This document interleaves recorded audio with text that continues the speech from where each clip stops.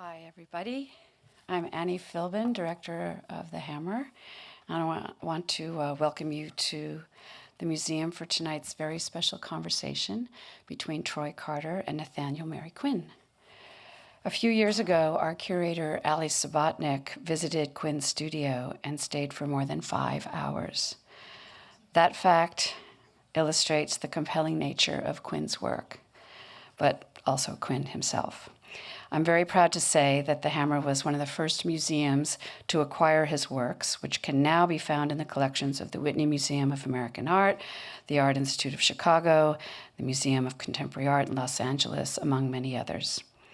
His portraits of recombined faces and figures are perfect metaphors for the cut-and-paste world of images we live in. Performing and inhabiting multiple identities and personas is something common to many of our experiences, but in particular to Quinn's experience, as you will hear tonight. His life story is extremely interesting. I would also like to encourage you to see the exhibition at Gagosian, which opens tomorrow, and you can see for yourself the incredible surfaces and textures on these extraordinary portraits. Quinn will be in conversation tonight with Troy Carter. Troy Carter is the founder and CEO of Atom Factory, a talent management and production company, and more recently he founded Q&A, an innovative music and technology company. Previously, he was global head of creator services for Spotify, and he helped launch the legendary careers of Eve and Lady Gaga.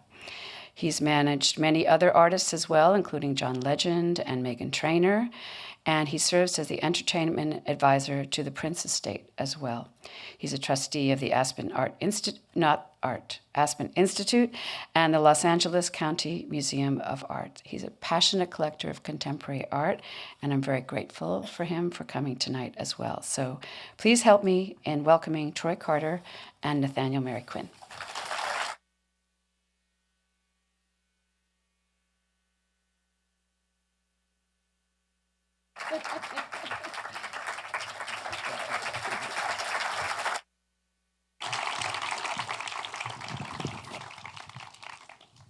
Quinn, Troy. good to be here with you. Same here, man. Very happy to be here. This was the quickest yes I think Annie ever got out of me. Is that right? Yes, I told her yes before she even finished the question. So Yeah. I'm glad to be here. Big fan of your work. Welcome to LA. I love LA. I very much love LA. Well, look, I got a chance to see the show yesterday, which is phenomenal. Thank you. And it's a lot of work, by the way. It is a lot of work. A lot of work. Yeah, oh And by the way, which I heard you did within three and a half months. 3 months and 2 weeks. That is correct. So just a maniacal work effort. Insane. So what Completely insane. Where's Donna? Where's my 3 months, right? 3 months, not 3 months and 2 weeks. 3 months. when you Maniacal. when you That's a guys good see the amount of work and the quality of the work, then you'll know exactly why I'm flabbergasted. But what drives you?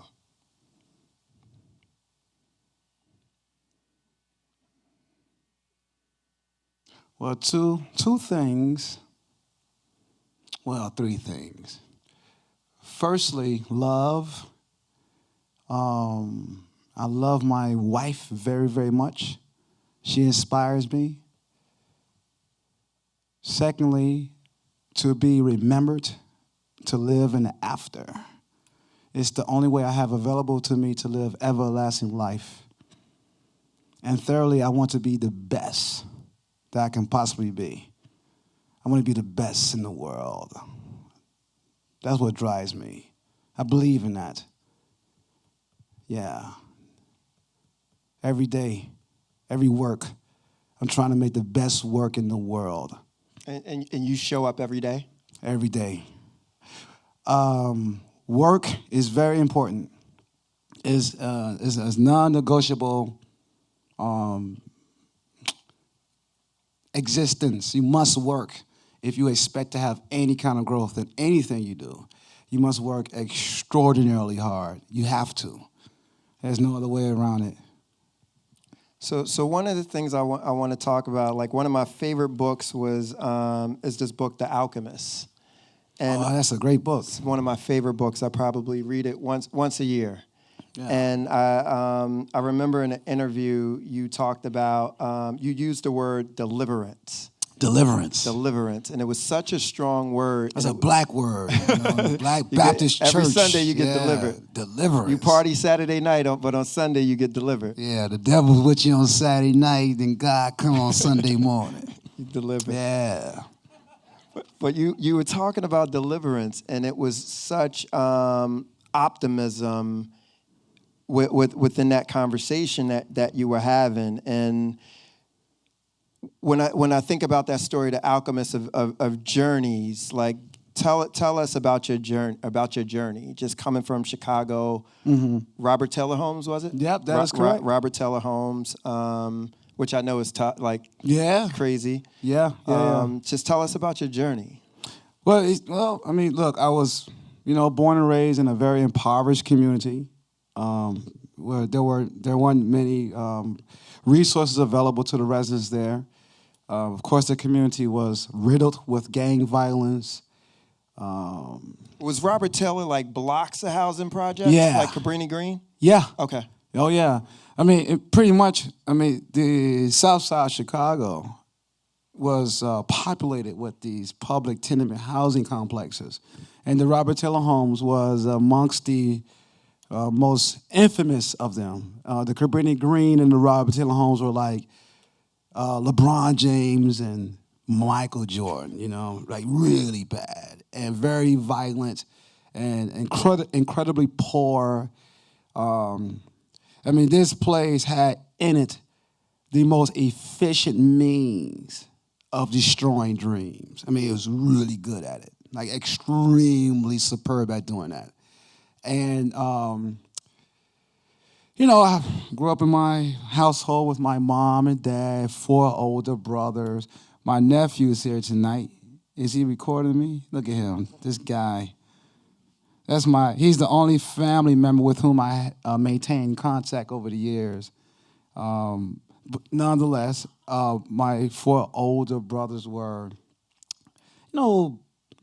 struggled with drug addiction, alcoholism, this sort of thing. And this wasn't unique to my family. This was like commonplace in that community. And of course, my mom and dad were both illiterate, so they could not read or write. They never had a formal education. And then there was me, the youngest, you see. So when I was 15, the other brother was already perhaps, 22, 23 years old. So they were adult males, and I was just this kid. And but I was always drawing and always dreaming, and believed that someday I would escape that community. Although I had no idea as to how it would happen, I just believed in it. My mother was an avid. What gave you that belief? Like just being in those circumstances, what gave you that belief? I remember as a child being outside in the open courtyard, looking up at the sky and seeing the Sears Tower. At the time, it was the tallest building in Chicago for sure. Chicago's home of skyscrapers, And I looked up at the building. I said, someday I'm gonna make it there. It's like a metaphor for me. I just believed in that. I felt different from my peers too, man. I felt like I was special. Like there's something different about me. I just felt it. I couldn't explain it. I just felt it. But like, was it someone? Like I got a 5th grade teacher, Miss Moore, who used to call me the big guy, and I was like the smallest guy in the class. Right. She made me feel special. Right. Was it like did somebody make you feel special?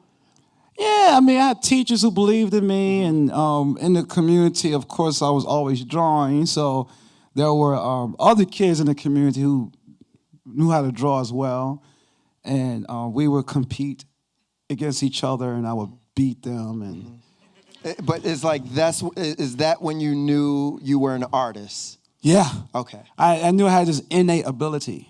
And somehow I was able to do this thing, Better than anybody else. Yeah. Yeah.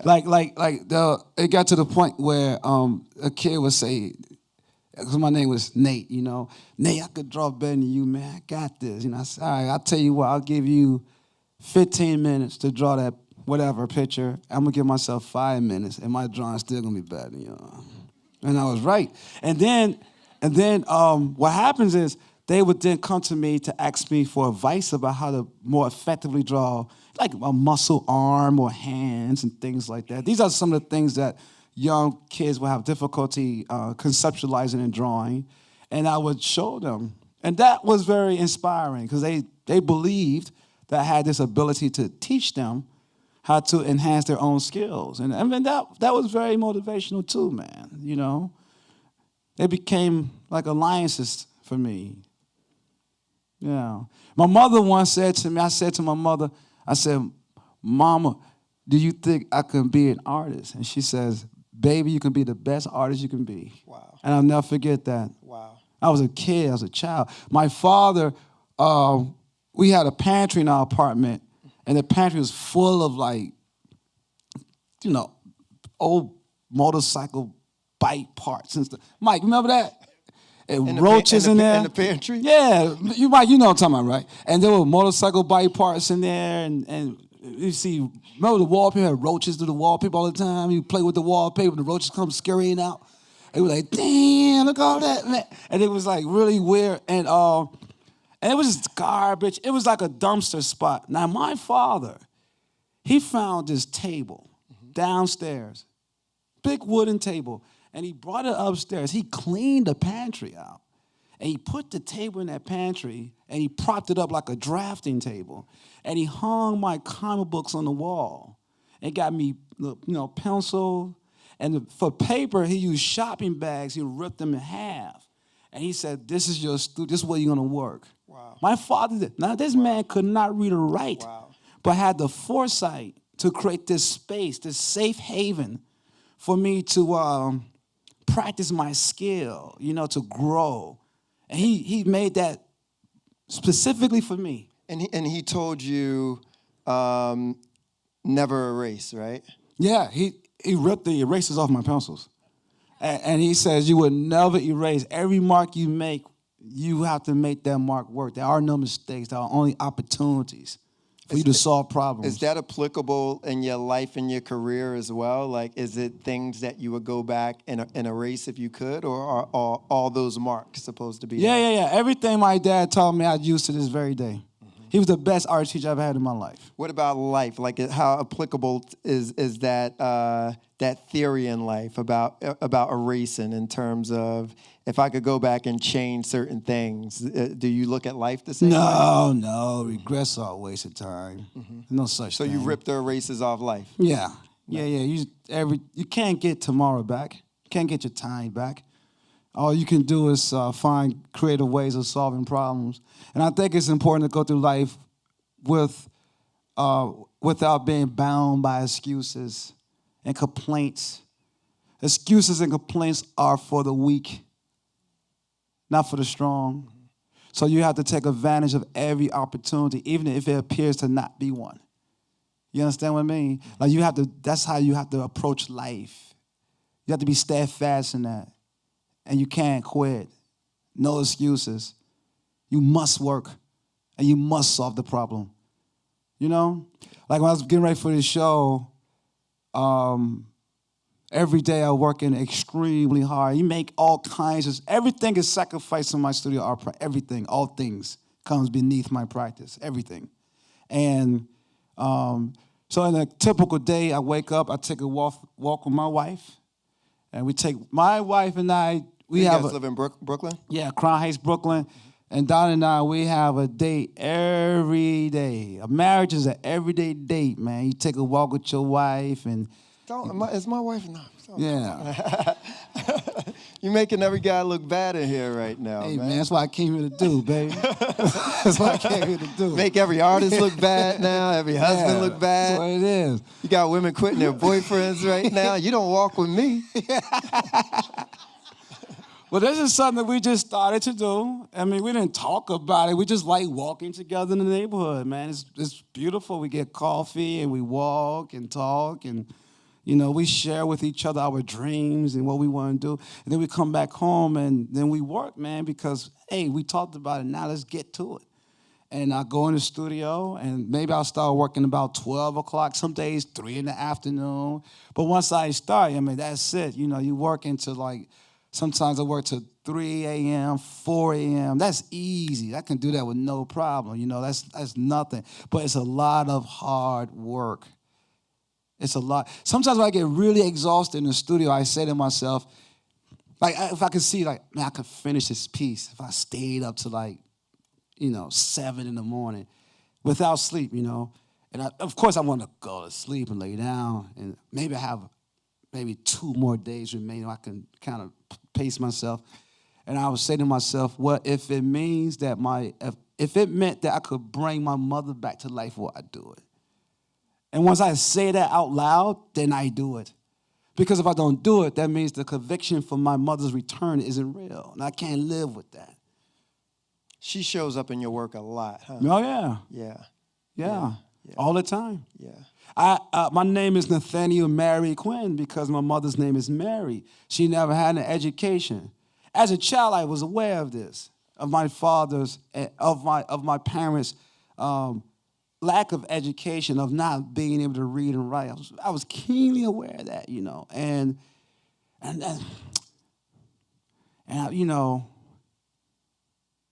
boy, I think about it now. I imagine she probably had a lot of shame about that on some level. Maybe, it's embarrassing, maybe, And now today, my name is Nathaniel Mary Quinn. See, it's on my degrees. It's on my Phi Beta Kappa plaque. My Magna Cum Laude this and NYU that, my Master's of Fine Arts degree. It's going to be on the wall at Gagosian Gallery tomorrow. Nathaniel Mary Quinn. I saw your mom on the wall at Gagosian. Yeah. It's a beautiful, and it'll show up on the slides, but it's a painting called Farewell that's on canvas. But you can, it was very regal. Yeah. She had, like, the hair of the queen. Yeah. Pearl earrings. That's right. Tell us about that specific work. Well, yeah, I always remember that moment when my mother was bidding me farewell when I went to Culver Academy, the private boarding high school that I attended. And boy, she was in the best bill of health, and she was happy and scared at the same time, because her baby's going away to this school. And I remember her saying, no, they're not going to feed you well. I'm going to bring you some soul food, And I'll never forget that. That stays with me, man. I'll never forget that. I imagine I will always make works about my mother, man, all the time, as those visions come, And that's a work on paper, 50 by 38 inches. Oh, that was on paper? Coventry vellum paper, canvas, yeah. And I used, the Queen of England, that hairstyle in that work, because, hey, my mother's a queen too, and I just thought that would be, and she has those big black shoes, my mother dressed like that. That's why all the figures in my works are distorted, because my mother was crippled. So I use that a lot. That influences my work. Just the physicality of the subject in my work is a reflection of my mother's body, So one arm is smaller than the other, and things are askew and stuff like that.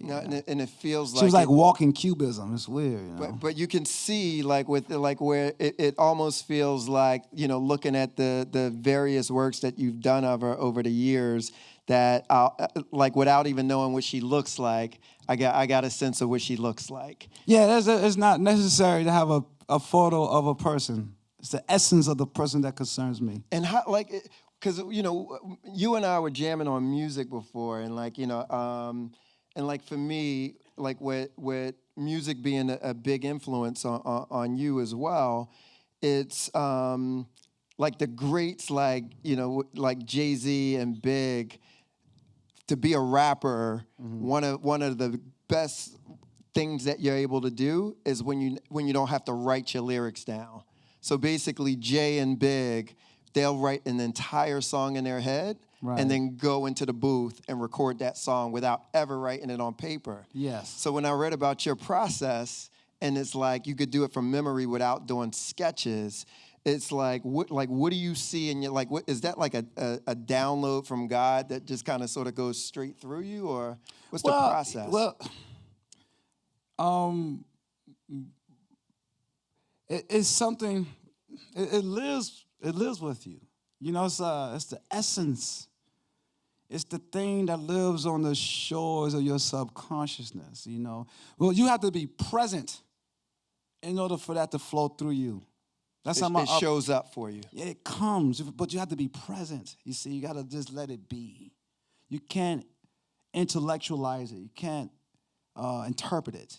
You just have to let it come through you in the work. That's why you work for many hours, because the more efficient your skill set is, then the more effective the expression would be. But you just have to let it be.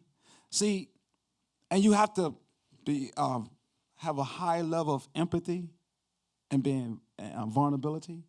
Empathy and vulnerability are as important as tools for me as black charcoal and pastel.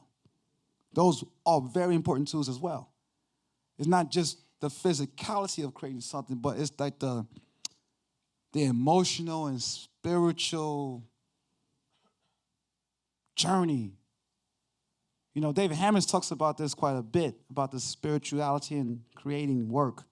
And you have to let it, you feel your way through the process. And you like to be close to the work, right? You don't use brushes or anything, right? No. Yeah, No. I use palette knives, but I like touching my work. I like the tactile experience of creating. You know, I like touching it. I like that. I'm closer to the work. Every time I try to use the brush, it's too much distance, you know, it's too disconnected for me. I had a lot of disconnection in my life, you know. I want to have that in my studio practice. I want to be close to what I'm doing. And who else shows up in the work? Like, you know, when you guys see the show, you'll see is like, you know, it's like I'm meeting your friends. You know, it's so many different people that show up in the work. That show at Gagosian is you meeting me. Wow. Everything in that show is me. That's why it's called Hollow Cut. I'm removing the veneer. I'm digging up everything, hollowing out, cutting out to get to the base of what it is that I continue to struggle with, my deeply embedded insecurities, my fears, my doubts, my shortcomings, my sense of not feeling worthy of good things. This is what I really deal with, man. And is that part of sort of what drives the effort? Because sometimes I ask myself, like when I get into that mode, am I running towards something or am I running from something? And sort of determining the motivation. Does it tether? Like, does it go back and forth for you, or? Well, yeah. I mean, it's a lot of courage to look at yourself in a raw, pure way. You know, to really accept. When I look in the mirror, for example, I never see an image of what I would presume to be a handsome guy. Never. And I talked about this in therapy. I think the reason why that's the case is because as a child, when I was abandoned by my family, I wasn't intelligent enough or could not think abstractly enough about the other factors that played into that circumstance unfolding. Everything was very literal as a kid. So I presume they left me because there's something wrong with me, like the physical me. I'm not good enough. And that seared itself into like my emotional DNA. That's why the works, all the faces look so abject and messy. Because that's what I see when I look at myself. And meaning, like, for people who don't know your full story, you're talking about when your dad and your brothers moved out. Yeah, they did move out. That is true. Right, Mike? They moved out. Some people call it abandonment or something like that, you know what I mean? But as a kid, you know, I couldn't. Oh, what's wrong with me? Why me? Maybe because the way I look. You know, I mean, that's the first place where I went. So I make these, like, ugly faces all the time because I'm ugly. That's how I feel. You ain't ugly, man. Handsome guy, right? No. By the way, and I'm not trying to garner any support here. Listen. I'm being very honest here. You know, I don't have room to placate your thoughts about this. You know, that's what. If I'm gonna spend 10, 12, 14 hours a day in the studio, there's no way I'm gonna fucking lie to myself, man. I'm not doing that. Nah, that's a waste of time. I have to be honest. And that studio is the place where I can be the most honest. But where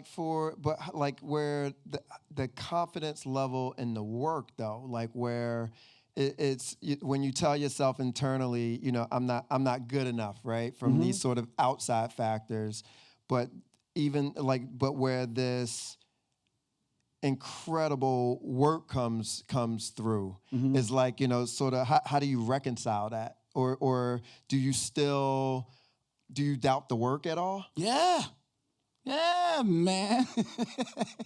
Every piece I've made has been unsuccessful to me. Every single work. But listen. The art world is a duality. On one hand, it's the system of transactions between institutions and galleries and art and this kind of thing. People write about it, this kind of thing. That's one thing. That's beautiful, no doubt. But then on the other hand, there's the artist who deals with his or her personal journey. You can't buy that. That's not for sale. You understand? Like that's not a commodity. You know, the end result becomes that. But the process is a very different thing. You know, this show goes up, it opens tomorrow. People will come. I'll go home tomorrow night. And I would sit in that backyard where I'm staying, and I would think about these things, about real things. Real things. You know?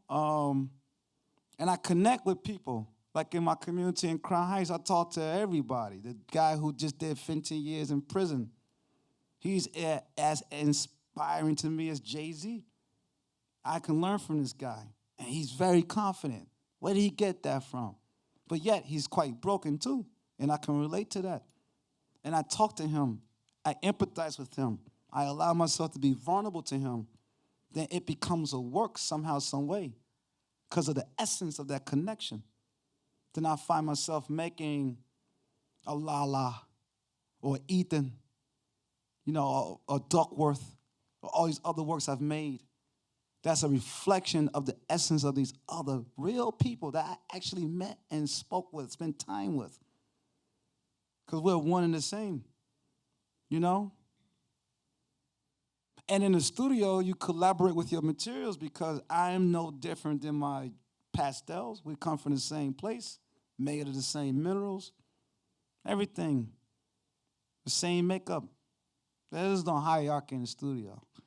There's only a chance to collaborate, to respect that which you work with. And you try your best. You know, you try your very best. But it's very difficult being free. Freedom requires a lot of courage.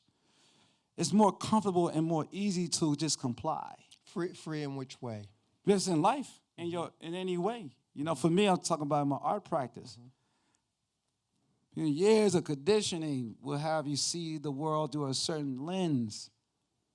And you convince yourself that that's you, that's your idea. It's not your idea. You just been conditioned to believe that it's your idea. It's not you. And what do you like? That's why I ask myself in the studio, Quinn, what do you like? Have you ever thought about that, Quinn? Why do you always paint the nose like that? Where does that come from? Who taught you that exactly? Why is that the case? Mm-hmm. Who downloaded that information? Mm-hmm. Everything we make is a reflection of who we are, you know? Mm-hmm. Everything. Mm-hmm. Like a phone that you could download apps. That's life. Absolutely. The church is an app too. You go to church, you grow up in the church, the preacher's downloading the shit in your mind. Mm-hmm. Mm-hmm. And you grow up to believe in it. You think it's the truth. Mm-hmm. It's unchallenging, you know. Deliverance is not challenging, huh? deliverance is very challenging, you know, because look, everything that matters comes from within, internal, not the external. I get, and how do you protect that in terms of, you know, you sort of have Nathaniel Mary Quinn, Gagosian show, and Nathaniel Brooklyn talking to his fellow neighbor, right? Yeah. It's and you know, I'm beginning to see like your relationship with Donna, and like, you know, Oh, yeah. and I'm sure she provides that level of protection too. Like what do you do like to consciously protect that and not get lost in all of that? I just keep it about the work, about that agenda. That's it. Because I'm trying to think of a way to put this.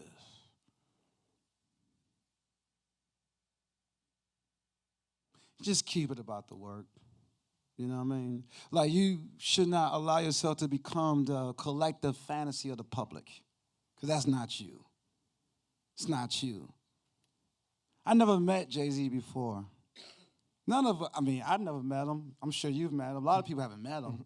But yet, everybody feels like they know him, because he's splattered everywhere. But you don't know this guy, man. You never met him. You just learn to fall in love with the image of him, the projection of him. But that's not him at all. It's not him. And yeah, I think that's important. Some people get lost in that sort of thing, and they start to become, you know, big, and look at me. And then you get a fucking cancer and you die. Security. You got security. Yeah, that's crazy, man. And then something that you can't even see with the naked eye comes around and take your ass out. You know what I mean? Like it's nothing. And it humbles you right all over again. Like, oh, I thought I was invincible. No, you're not. You're just a human like anybody else. If you can respect that and embrace that and appreciate that and understand that you have a shared brokenness and a shared potential to transcend your circumstances both within and without, that's beauty. That's what it's about. That's a beautiful thing. There is no art without life. That's what it is. That's a fact. You can't, there's no one without the other. So you have to get involved in life. You can't understand the scope of the rainbow-like spectrum of humanity through only one tradition of art. You know, you got to look at everything. I look at, you know, Earth, Wind, and Fire. Listen to Earth, Wind, and Fire. That's great art. I'm going to see them Saturday night. Get out of here. Yeah, Hollywood Bowl. You going to see them Saturday night? Saturday night. What, this Saturday night? Saturday night, Hollywood Bowl. Man, ain't there something we doing this talk together? But thanks for the invite, man. I really appreciate it. Hey, you still here? You good? Hey, we got tickets. But you know, they made great art, right? Great Al art. Green. Yes. You know, that's great art. Kobe Bryant, just watching the highlight clips on YouTube. He's dancing in air. That's great art. LeBron James, Dave Chappelle, that's great art. You know, Eddie Murphy, great art. You know, actors, you know, like Martin Scorsese, these films, that's all great art. Even cup stacking competition, that's great. You know how much, you realize Hold on, give us the cup stacking competition. Well, I mean, they stack cups. And who could do it the quickest, these complex cups. But think about this, though. You got to think the sort of incessant hunger to have this expression is so potent and so heavy that it comes through something like cup stacking competition. I mean, that is like, wow. That is impressive, man. Hey, that was a time when rap was thought to be degenerative art. Now it's global. Think about that. I lived through it. You certainly did live through it. Lived through it. Yep. Yes. Yep. My uncle used to tell me to get out of that hippity hop stuff. You know, this John Coltrane is real music. Right. You know. Right. And, sometimes I find myself being my uncle now too. Right. Yeah. But jazz was once met with the same criticism. You know, and you got all those great jazz greats. You know, Duke Ellington, A-Train, absolutely, Dizzy Gillespie. You know, Miles Davis. You got all these great jazz musicians who come up with the A style. Dun, dun, dun, dun, dun, dun, dun, dun, dun, dun. This is beautiful. That's a beautiful art. So you listen to the jazz, you think, you know, dun dun dun dun dun dun dun dun dun dun dun dun dun dun dun dun dun dun dun. So like, man, how can I do that in my work? I am inspired. How can I do that? You know, so a piece like Miss Cheers, you know, like, oh, the flowers is the dun dun dun dun dun. So you And find with jazz, sometimes you don't even know where the work's going to take you. Yeah, you don't know where it's going to take you. Right, just and, like and when you're in an ensemble, you don't know it's going to take this person there, then it's going to force this person to go there. So you just kind of see this flow that goes through it. So 10 seconds ago, nobody had any clue where it was going to go, and then all of a sudden it shows up and is masterful. Absolutely. Yeah, so anyway, that's. But you mentioned Chappelle, like in comedy, and I like comedy has had an influence on your work too, right? Yeah, this piece right here, this show was part of the show at Ronald Hoffman Gallery, my second solo exhibition with the gallery. It was called Nothing's Funny, and this piece is called Ah, like Bill Cosby. Remember the Bill Cosby show? He goes, That the Coogee sweater. Yeah. And you did work in comedy as well? I had a little stint in stand-up comedy. Yes, Okay. I did. Okay. Yes, I did. Yes, I did. Was it performance art or was it I'm No, it was going for it? It was like traditional stand-up comedy. I was actually telling jokes. Amazing. Like, you know. My mother was my mother was funny, right? She cracked jokes all the time, and she would say, "Bring your big teeth ass here." Everyone started you have a work called that, right? Yeah, Yeah. because she said it all the time. That's where it came from? Yeah, man. My mother, but she said it in jest, you know what I mean? She was just a funny person. And my father used to listen to Rudy Ray Moore and, you know, of course, Dolomite. The records, like Dolomite. Yeah. We had Dolomite records. Really? Of course we did. So you know what I'm talking about. So my father, man, he played this stuff all the time. So I grew up in a home with this comedy and this kind of thing, man. And it just stuck with me. My father loved that stuff. And so when I was in college, I went to Wabash College, an all-male college in Indiana, and it was a predominantly white school. And you know, I was always in the library studying, and there were no black fraternities or sororities. But, you know, on occasion on Saturday night, I would roam the campus and go to one of the fraternities. They had a band, and there were people there. Of course, the boys and girls, this kind of thing. And one night I went to a fraternity, and the band was just finishing up, like, yeah, thank you. You know, intermission. So I get on the stage, and I took the mic, and I just started telling jokes. And people started laughing. Then 2 weeks later, the president of the fraternity called me. He said, "Hey, you were the guy, you're Quinn, right?" I said, "Yeah." "You told jokes 2 weeks ago at our house." I said, "Yeah, I did." And I thought, he must be upset. He said, "Hey, nah, man, you were pretty good, man. Listen, we have this improv group coming from New York. We want you to open it for them, man. Can you do like 15 minutes? We'll pay you $100. Wow. I said, "Hell yeah, I'll do it." And I got there, told jokes, and then I did like a little stand-up show at Indiana University, DePaul University. Oh, wow. These are all the surrounding schools in this part of Indiana, you know. And then I went to this program at Phillips Academy called Institute Recruitment for Teachers at Phillips Academy there, what was that, in Boston or something. And at the end of the program, I did a little stand-up. It was like a talent show. I did some jokes. And I met this guy who was friends with Kid Capri. Kid Capri would DJ for Def Jam. Yeah, of course. And he said, "Man, get my car, let's get together." I got to NYU. When I went to New York, to New York, I met up with the guy, and he took me to a comedy club in the Village. And I did a set there. And it was okay. Then I realized, man, this comedy thing is so hard. I'm not that passionate about it. Because my art beat out the comedy thing, so I did not kind of stop. You know, you have to be really into that stuff. It's a hard journey to be a comedian. You know, it's very hard. You know, and I wasn't passionate enough to do it. And was that the time you were doing some work with kids as well too, right? Well, you know, this is all during grad school, but after grad school, I started working with at-risk youth. That's right. Yeah, yeah.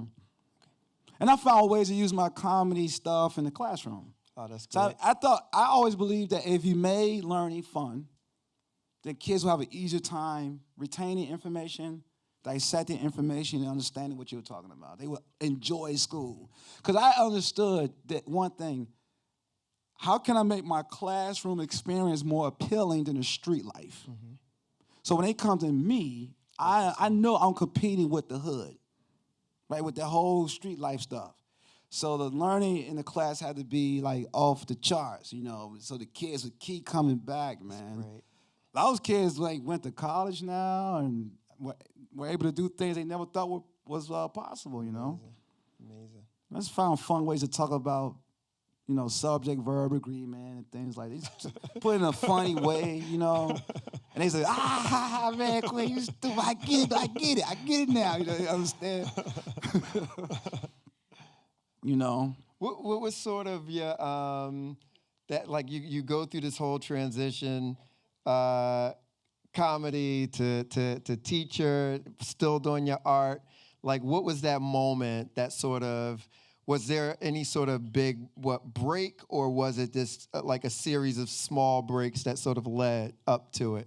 Like, sort of at what moment was it that, okay, this is all I have to do? Well, I was always committed to art. Mm-hmm. I mean, throughout but professionally, like I don't have the side. This is not my side hustle anymore. Well, I mean, I'll tell you two quick things. Firstly, I never was burdened with this sort of campaign where I sort of had to make it. I never felt that. I was a teacher. I made pretty good money. I love teaching. I was giving back, working with at-risk youth. I got to make art every day after work. I had my wife. We had a nice life, and I was happy with that. Of course, I had fantasies about being a full-time artist. I would read the news about this one and that one, and it was fine.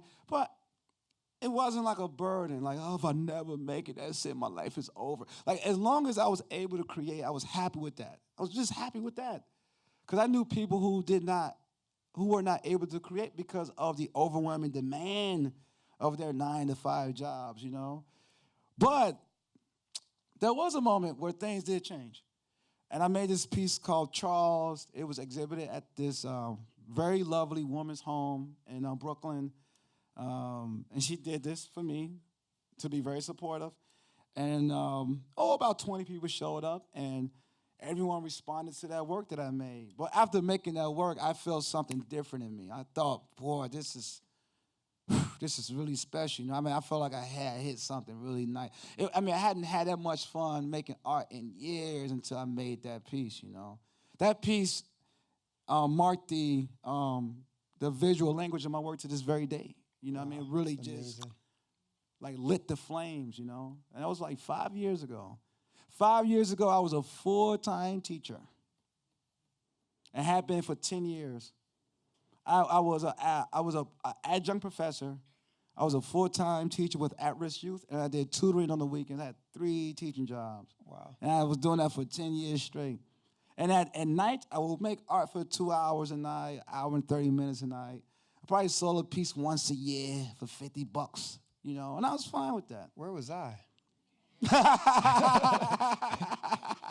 Gagosian, you hear that? Yeah, that's what. And then that little salon style exhibition at the woman's brownstone. Her name is Regina. Not right. Very, very generous of her. She didn't have to do this, and she says, "You know what, Quinn? I want to do something for you. I'll invite some friends," and she did. And then that worked, Charles, man. That was it. Then one thing led to another, and the artist William Villalongo, he saw the work. Because after making that, I was so enthusiastic, really, just from making that work, that I went and made like 5 more pieces in that approach. Because for me, I thought, man, I found my language. This is me. Like, this is honest. This is a reflection of me and what I want to do. And wow, I was so excited about it. And the reason I made 5 more works so quickly because I wanted the works to get photographed so that I can apply to the Studio Museum in Harlem Artists in Residence Program for the 3rd time. And I was sure this is it. I'm going to get in. And I didn't get in. And those same works were the very same works that garnered my first solo exhibition with Pace Gallery in London. Wow, amazing. You know, and Birthday Woody bought a work in her collection, and other collectors got the work. I mean, of course, they were very cheap, but just the collectors who were supporting me and the museum people and stuff, and then after Pace, other things began to happen in a very good way, and then my dream gallery came into fruition, which was Rona Hoffman Gallery, Chicago. Boy, I remember years ago walking past Rona Hoffman and saying, boy, if I could work with that gallery, man, boy, that would be something, and I just never thought it would happen. And Rona came to my studio, which was a 2-bedroom apartment in Bed-Stuy. And right away she responded, and I've been with her ever since. And I will be with Rona forever. I mean, Rona, that was a dream gallery, right? That just, to me, was the best thing that could have happened to me. There's nothing like that. Very special, very special. Rona Hoffman, yeah. Well, look, man, this is very special to me. Like where I've always admired your work. I always heard fantastic things about you, but just really being able to spend this time with you and get to know who you are. That is really, really special, man. And your spirit goes so beyond the work. And just very appreciative of being able to have this conversation with you. So thank you, man. Thank you. Thank you, Quinn. Thank you very much. Thank you. Thank you, buddy. And I think we're going to take a few questions from the audience as well.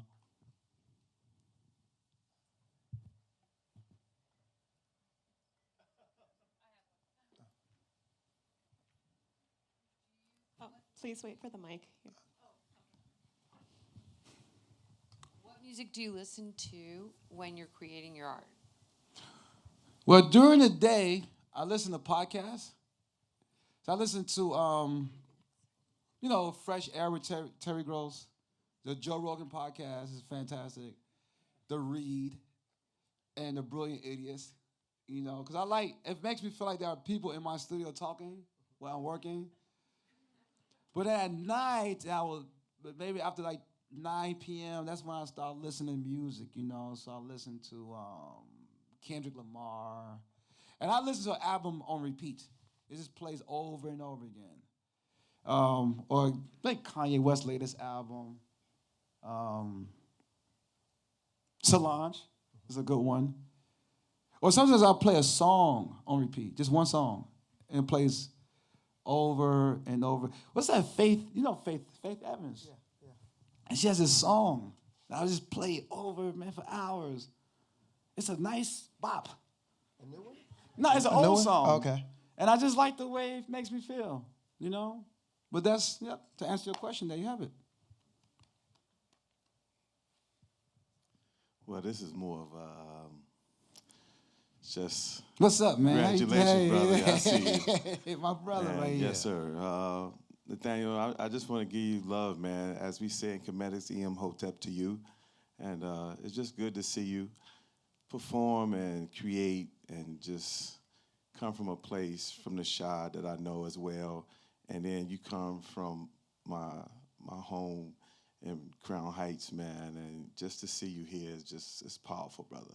Thank you so much. I just want to give you love, man, and just I'm glad to see you, man. I'm glad to see you getting exposed and being creative and just having this opportunity to express your work to the world, because it's all a gift, and I can see it in you and I can see it in myself because I'm an artist, as you know. But it's just great to see you expose that and have this opportunity to give back to the world and give to people this opportunity that you've been gifted with. And I just want to, praise you on your endeavors and the future of what you're doing and the opportunities that you have. And it's just good to see you, brother. You too, man. Word up. So absolutely. Thank you very much. Indeed. And real quick, I see Benjamin Trigano of M&B Gallery.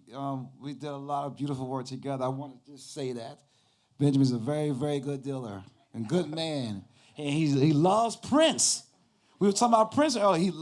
Benjamin loves Prince, man. You're invited to our Prince party. Me and Donna are planning a Prince party right now. And when Prince passed away, he was really heartbroken about it, you know. I was like, man, Benjamin, man, he loves Prince, man.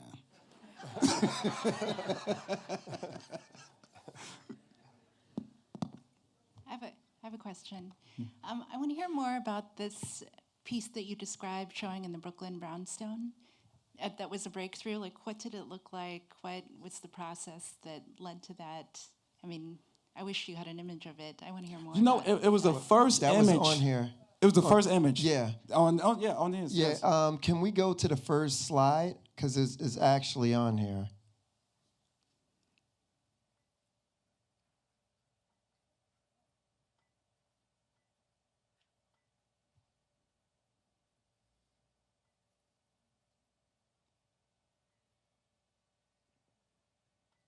There it is. Hey, what's up, Gardy? Gardy's my like my little brother right here, man. Good brother right here. Yeah, good man right there. Gardy Saint Flo. His name is Gardy Saint Fleur, but I always like to say Saint Flo. This is the piece to your question. So during that time, I had the opportunity to show the work in the Brooklyn Brownstone. And at the time, I had 4 paintings. I wanted to add a 5th work. I knew I could not make a painting because I didn't have enough time to make a painting because it takes time for paint to dry. So I thought to make a work on paper. Now, at this time, I always knew I was pretty confident as a drafts person and making drawings on paper. So I felt very comfortable for me. And this is it was a 50 by 38 inches. So that was that. So I thought I'll make a drawing. Then I thought I would just make a drawing of a face. Then I thought, I can't draw the entire face. I don't have time. So I thought about the process of reducing information and being more simplistic. But I wanted to make sure I stayed within the boundaries of simplicity. So I used construction paper and cut out the different shapes from construction paper and isolated various parts. So when you see the eyes and the nose, for example, that was isolated with construction paper. Then I did the same thing with the other eye and then with the mouth and the ear. That's why it has those sharp edges in there. And at one point, the entire paper was covered in construction paper because I never took it down. And you do one area at a time? Yes, but when one area is finished, quite naturally, that area will be covered so I can work on another aspect of the piece. So anyway, when every aspect of the work was done, I removed all of the construction paper, and this is what appeared to me. And in that very moment, the first thing that struck me was, man, that looks like something I didn't even make. I couldn't believe I made it. And it brought up upon so much enthusiasm and like hope, and I was just so excited. And I made it in 5 hours. And I rolled the paper up, and I got my canvases, went over to this woman's house. I mounted all of the work, and sure enough, the 15 or 20 people who showed up, they all migrated to that piece. And that gave me a lot of confidence that, man, this is it. And I just felt good about it. But to answer your question, that's the work. That is the piece right there.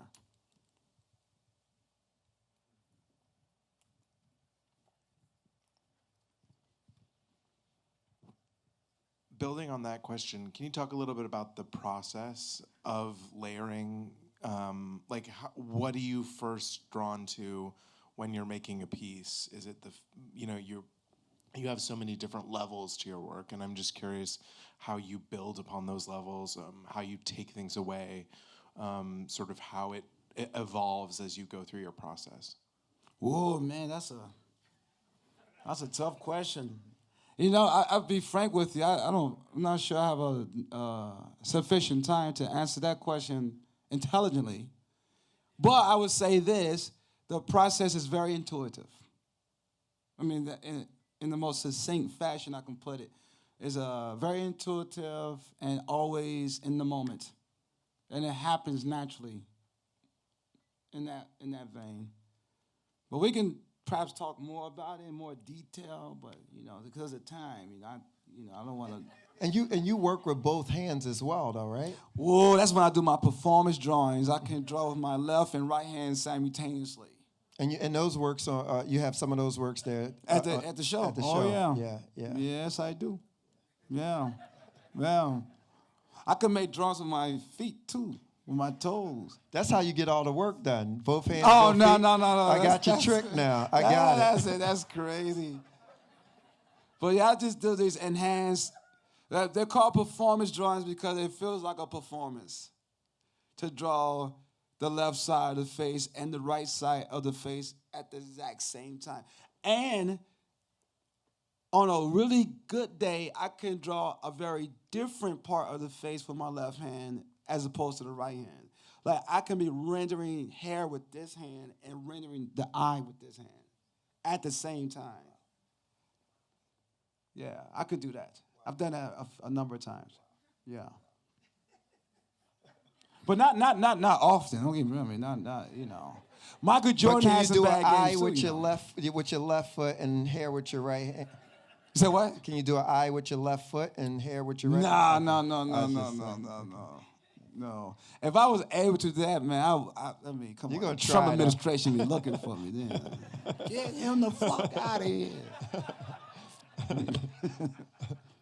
Any other questions? Jason, Hey, how you doing, Jason? it's a pleasure to have you in our city. Huge fan of your work. I have a simple question. Yes, sir. Starts with, I gotta know where you got your kicks.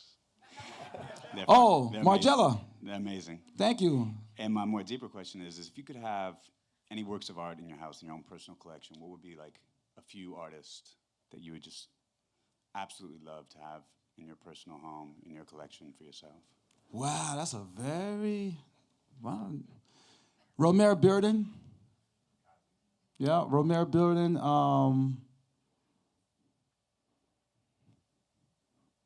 Vermeer. Velasquez. Francis Bacon. John Curran, to be quite frank with you. To Shabalala Seth, who's a young artist today. Very talented. She had a great show here. She did? Yeah, great show. She had a show at the Hammer Museum? She did. Man, that's show great, here. man. Look at that. That's beautiful, man. That's great, man. I wonder who can show next here. That's good. That's good, man.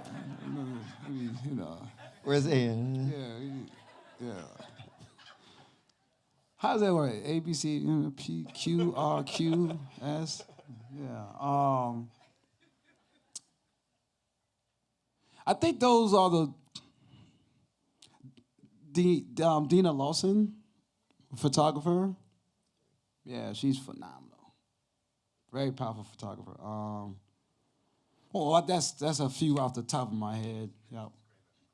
Yeah, thank you. Any questions?